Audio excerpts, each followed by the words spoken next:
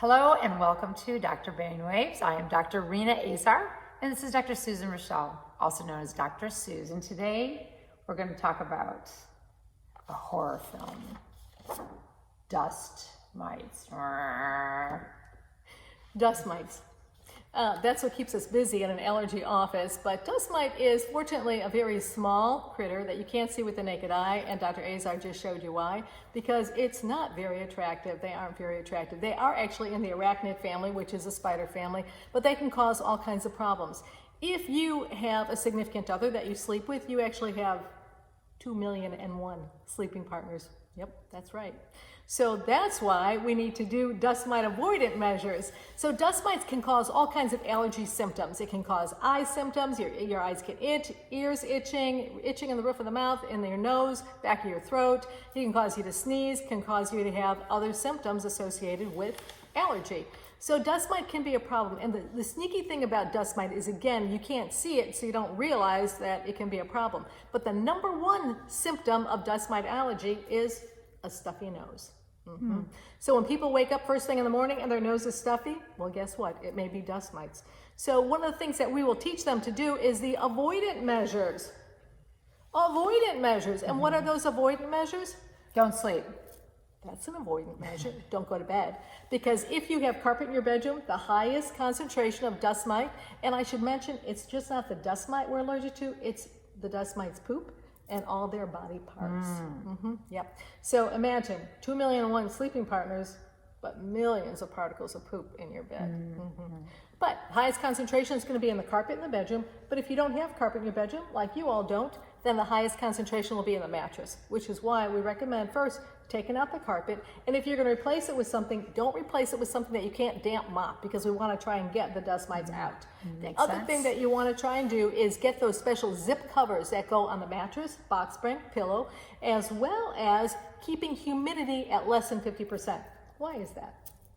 Because they don't do well in dry environments. That's right. So they will shrivel. So that's why you want to make sure that your humidity level is less than 50%, because if it's greater than 50%, they will thrive. Not just survive, but thrive.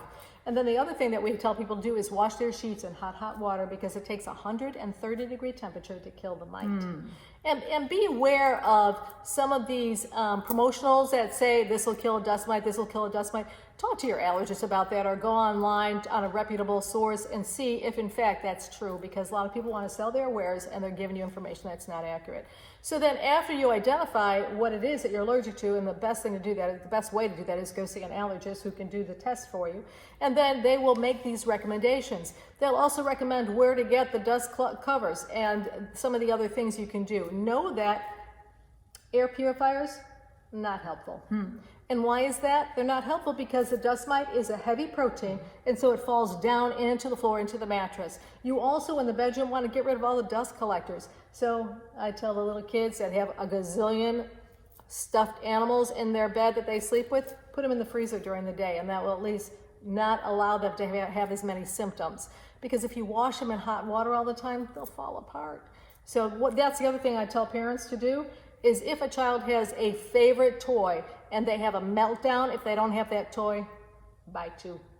Buy two little bunnies or two little, that soft fabric little animals, so that you can have two of them in case one falls apart, you know, it's threadbare and they're still dragging it around, you'll have another one to replace it. That's a great parent trick. Yeah. So that's what it comes to dust mite allergy. And then permanent treatments are going to be threefold. One is going to be allergy shots. One is going to be allergy drops, and then there is an allergy tablet. The allergy tablet is called Odactra, and it dissolves under your tongue, and you can get it at the pharmacy. You need to, if you choose to have that particular type of treatment, then you want to make sure that the first dose gets done in a physician's office. You're supposed to carry auto-injectable epinephrine with you at all times when you're taking it, although you can take it at home after that first dose. So why do you need to have that EpiPen? Because, or the AviQ, because the FDA recommends it. So you have to have that available. But that is it for dust mite allergy, and stay tuned, we've got more coming.